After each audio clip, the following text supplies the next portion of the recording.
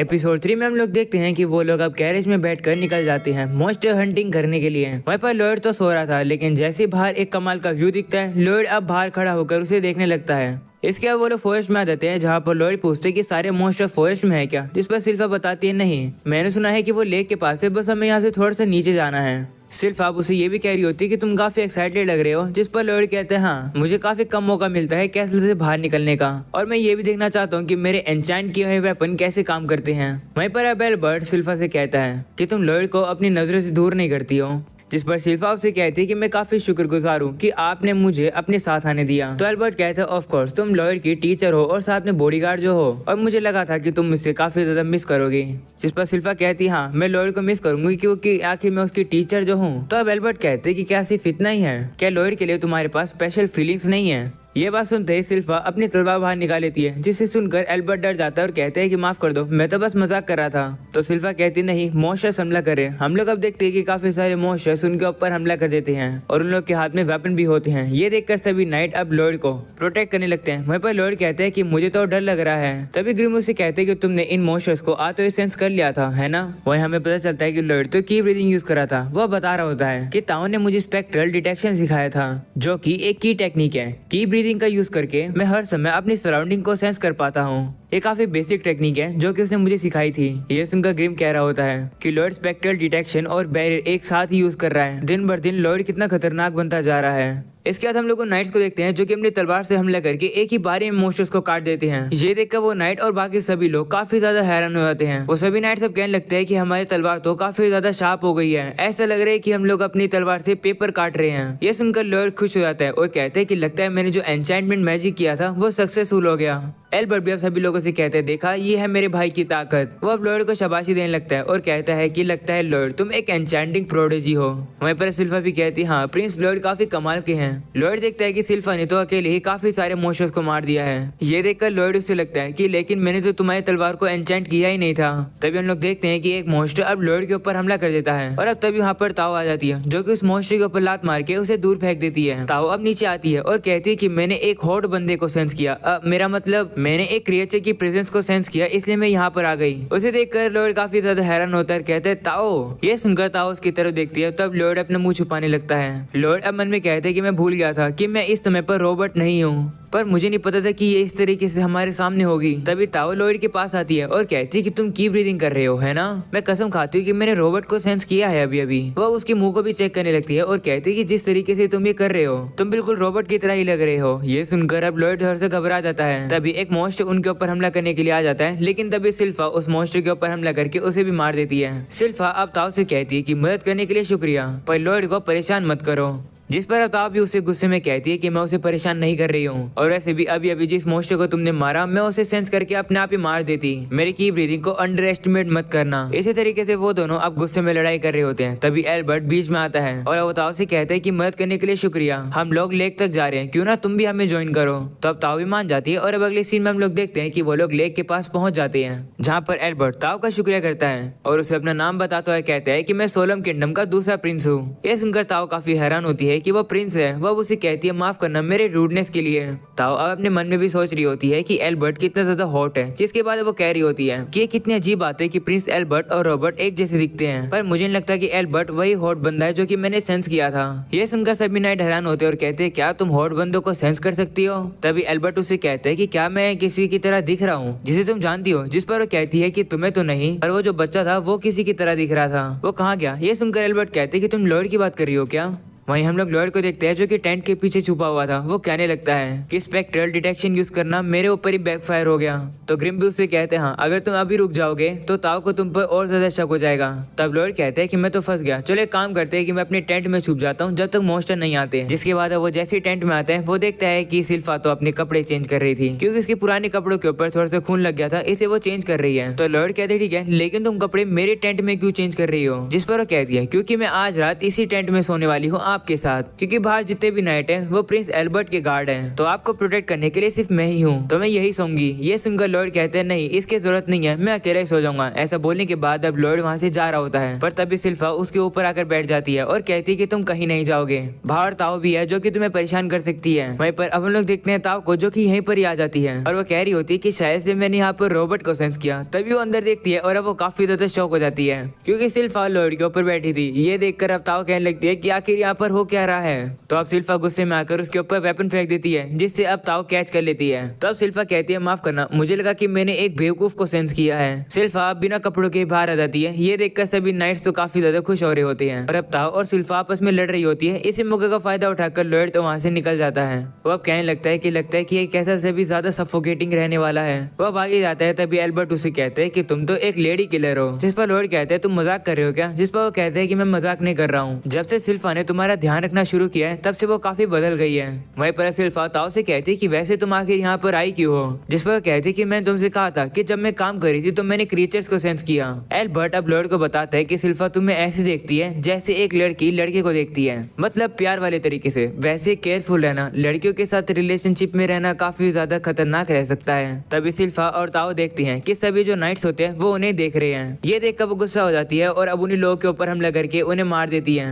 ये देखकर एल्बर्ट कहते हैं देखा, मैंने कहा था ना कि लड़कियों के साथ रिलेशनशिप काफी ज्यादा खतरनाक होता है। जिस पर लॉर्ड भी कहते हैं हाँ। जिसके बाद ताओ कह रही होती है कि मुझे हायर किया गया है एक पुरानी श्राइन को फिक्स करने के लिए। वो श्राइन वहाँ पर है, देखो पहाड़ के तुम्हें टॉप पर दिख रही होगी। तब सिल्फा ताओ से कहती कि अगर ऐसी बात है तो तुम्हें यहाँ से जल्दी से जाना चाहिए। तब ताओ भी उसी गुस्से में कहती कि तुम्हें मुझे बताने की जरूरत नहीं है। तभी एल्बर्ट उसके पास आता है और ताओ से कहता है कि अकेले जाना खतरनाक है और वैसे भी तुम्हारी एबिलिटी जिससे कि हम लोग दुश्मनों को सेंस कर सकते हैं वो भी काफी यूजफुल है। अगर तुम्हें कोई दिक्कत ना हो तो तुम हमारे ग्रुप में सुबह तक रह सकती हो। तभी अचानक ताओ सेंस करती है कि जंगल में एक मॉन्स्टर है और अब अचानक से वो मॉन्स्टर वहाँ पर हमला कर देता है, जिसे देखकर सभी लोग अब तैयार हो जाते हैं उससे लड़ने के लिए। सभी नाइट उस मॉन्स्टर को देखकर कह रहे होते हैं कि ये एक बेयर वुल्फ है, इसे संभल कर रहना। वहीं सिल्फा लॉर्ड से कहती है कि आप पीछे बैठे रहो, मैं इसे संभाल लूंगी। जिस पर लॉर्ड भी कहते हैं ठीक है। हम लोग अब देखते हैं कि वो जो बेयर वुल्फ होता है वो नाइट्स के ऊपर हमला कर देता है। ये देखकर लॉर्ड कहते हैं कि जो बेयर वुल्फ होते हैं वो काफी ज्यादा फास्ट होते हैं जबकि वो बड़े भी होते हैं, है ना ग्रिम? लॉर्ड देखते हैं कि ग्रिम थोड़ा सा खोया खोया लग रहा होता है, जिसे देखकर उससे लॉर्ड पूछता है कि क्या हुआ। वहीं पर ग्रिम उस टूटी हुई श्राइन को देखकर कह रहा होता है कि कहीं वो जिसके बाद सीन शिफ्ट होता है जहाँ पर मॉन्स्टर एक नाइट के ऊपर हमला करने वाला था, पर ताओ की ब्लास्ट का यूज करके उस मॉन्स्टर के ऊपर हमला करके उसे दूर फेंक देती है। ये देखकर वो नाइट अब ताओ का शुक्रिया करता है उसको बचाने के लिए। इसके बाद वो मॉन्स्टर वापस से खड़ा होकर ताओ के ऊपर हमला कर देता है। ये देखकर ताओ कहती है कि यह मॉन्स्टर तो काफी टफ है। जिसके बाद अब एल्बर्ट सामने आता है और अब वो अपनी एन्चेंटिंग स्वॉर्ड बाहर निकालता है। वो अब उस बेयरवुल्फ से कहता है कि माफ करना, ये मैटर कुछ पर्सनल नहीं है, पर तुम्हारी वजह से यहाँ के जो लोकल विलेजर्स होंगे उन्हें परेशानी होगी। मैं चाहता हूँ कि इस जगह पर शांति रहे, इसलिए मैं तुम्हें खत्म कर रहा हूँ। ऐसा बोलने के बाद लॉर्ड उसके ऊपर एक पावरफुल हमला कर देता है और उस मॉन्स्टर को पूरी तरीके से जलाकर खत्म कर देता है। ये देखकर सभी लोग हैरान हो जाते हैं और एल्बर्ट की तारीफ करने लगते हैं कि उसने एक ही बारी में मॉन्स्टर को हरा दिया। जिस पर अब एल्बर्ट कहते हैं कि मैं इतना भी ताकतवर नहीं हूँ। ऐसा करना इसलिए पॉसिबल हो पाया क्योंकि लॉर्ड ने मेरे तलवार के ऊपर एन्चेंटमेंट जो लगा दी थी। और सभी लोग अब लॉर्ड से कहने लगते हैं कि लॉर्ड तुम तो काफी कमाल के हो। जिस पर अब लॉर्ड भी कहते हैं कि मैंने एल्बर्ट की तलवार के ऊपर एक्स्ट्रा एन्चेंटमेंट लगाई थी, लगता है वो काम कर गई। तभी ग्रिम लॉर्ड से कहते हैं कि मुझे याद आ गया, पहाड़ के ऊपर जो श्राइन है वहाँ पर एक डीमन शील्ड था। तभी हम लोग देखते हैं कि वो जो बेयरवुल्फ था जिसे एल्बर्ट ने हरा दिया था वो अब वापस से खड़ा हो जाता है, जिसे देखकर एल्बर्ट काफी हैरान होता है और कहते हैं कि अभी तक खड़ा कैसे है। जिसके बाद हम लोग देखते हैं कि उस बेयरवुल्फ के पीछे और काफी सारे मॉन्स्टर्स आ जाते हैं। ये देखकर एल्बर्ट कहते हैं कि ये सारे मॉन्स्टर कहाँ से आ गए। तभी उन लोगों को एक आवाज आती है जो कि उनसे कहती है कि तुम लोग की हिम्मत कैसे हुई मेरे मिनियंस को चोट पहुंचाने की। वो आवाज एक डीमन की होती है जो कि उस बेयरवुल्फ के मुंह के अंदर था। वो डीमन अब उस बेयरवुल्फ के मुंह से निकलता है और कहते हैं कि मैं एक डीमन हूँ और मेरा नाम पाज़ुज़ू है। तुमने मेरे बेयरवुल्फ के ऊपर हमला करके अच्छा नहीं किया, तुम लोग को अपनी जान गंवानी पड़ेगी। वहीं पर ये देखकर तुताओ काफी हैरान होती है और कहती है कि ये डीमन उस बेयरवुल्फ के मुंह से निकला है, कितनी घिनौनी बात है। जिसके बाद पाज़ुज़ू अपने मॉन्स्टर से कहता है कि इनके ऊपर हमला करो। इसके बाद हम लोग देखते हैं कि काफी सारे मॉन्स्टर सब उन लोगों के ऊपर हमला कर देते हैं। तो अब एल्बर्ट एक मॉन्स्टर के ऊपर अपनी तलवार से हमला करके उसे घायल करता है, पर अब उस मॉन्स्टर की जो चोट होती है वो काफी जल्दी से हील हो जाती है। ये देखकर एल्बर्ट काफी हैरान होता है। वहीं पर वो मॉन्स्टर एल्बर्ट को खाने वाला होता है। तभी वहाँ पर ताओ आ जाती है जो कि उस मॉन्स्टर के ऊपर हमला करके एल्बर्ट को बचा लेती है। ताओ अब कहने लगती है कि ये काफी ज्यादा बुरा है, ये मॉन्स्टर काफी इंस्टेंटली रीजनरेट करते हैं। जिस पर एल्बर्ट भी कहते हैं हाँ। और अब अगले सीन में हम लोग सभी नाइट्स को देखते हैं जो कि मॉन्स्टर्स के ऊपर हमला करते हैं, पर वो मॉन्स्टर्स वापस से हील हो जाते हैं। एल्बर्ट कहते हैं कि ये क्लियरली डिफरेंट है उस बेयरवुल्फ से जिससे हम लोग पहले लड़े थे।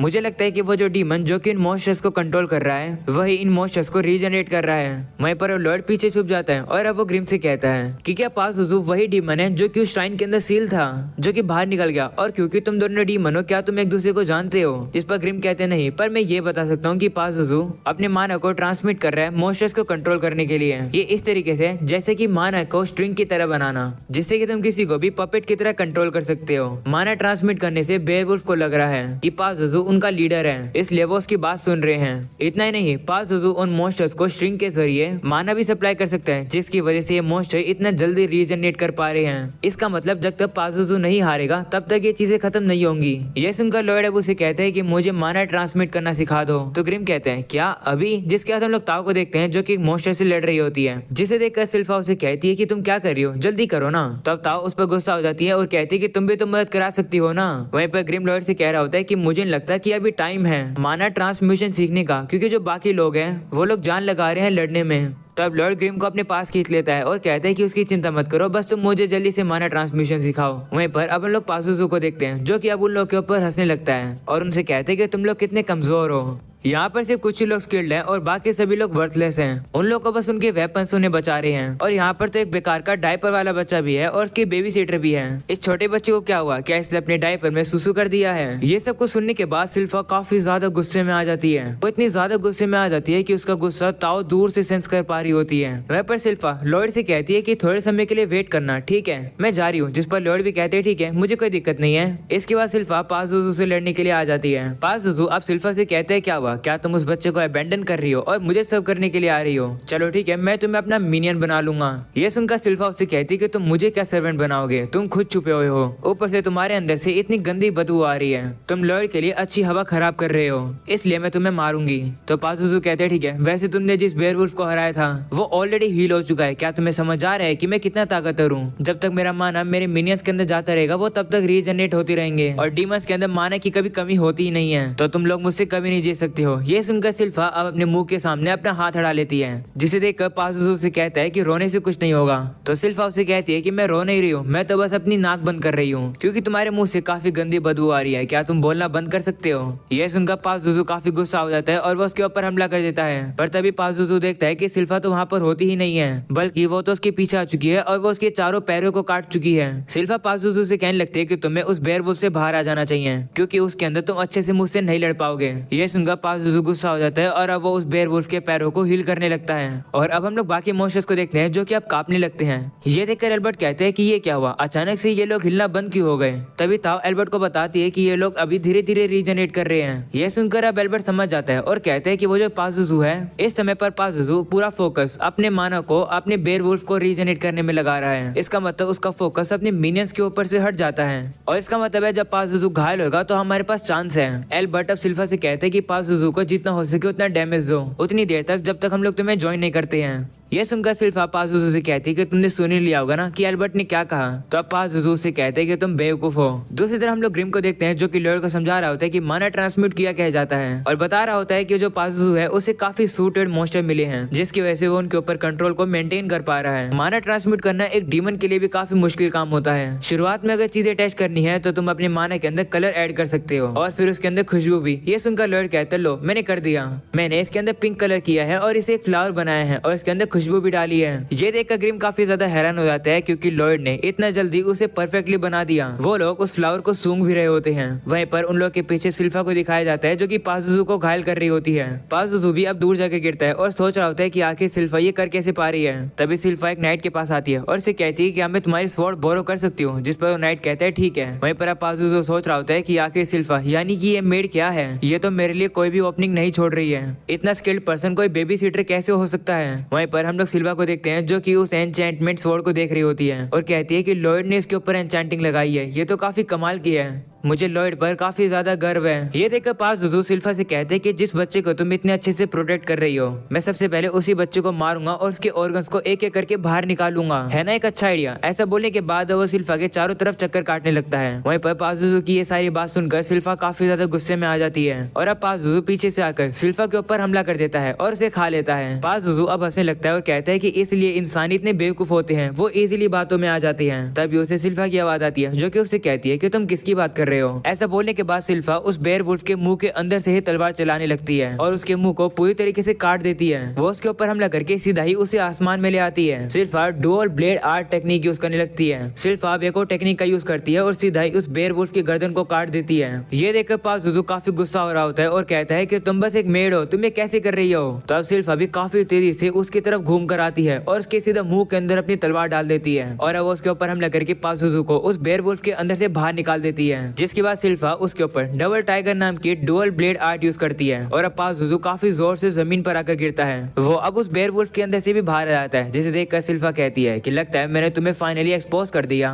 सिल्फा की ये ताकत देखकर सभी लोग काफी ज्यादा डर जाते हैं। वहीं पर लॉर्ड भी कह रहा होता है, ओ तो सिल्फा जब सीरियस होती है तो वो ऐसे लड़ती है, मैं इस बात को याद रखूंगा। जिसके बाद सिल्फा पाजुजू के पास जा रही होती है और उसे कह रही होती है कि तुम जैसा घिनौना डीमन लॉर्ड को टच भी नहीं कर सकता है, तुम बस मेरी मास्टर की ब्लेड को टच कर सकते हो, तुम्हारी यही औकात है। इसके बाद अब यहीं पर हो जाता है ये एपिसोड खत्म। अगले एपिसोड में हम लोग देखने वाले हैं कि पाजुजू और ज्यादा खतरनाक हो जाएगा और शायद से उससे लॉर्ड लड़ने वाला है। अगला एपिसोड काफी कमाल का होने वाला है, तो अभी ही चैनल को सब्सक्राइब कर दो। वीडियो पसंद आई हो तो लाइक कर देना। मुझे इंस्टाग्राम पर फॉलो कर लो, जिसका लिंक डिस्क्रिप्शन एंड कमेंट में मिल जाएगा। सो आज के लिए इतना ही, मिलते हैं अगले एपिसोड में, तब तक के लिए पीस आउट।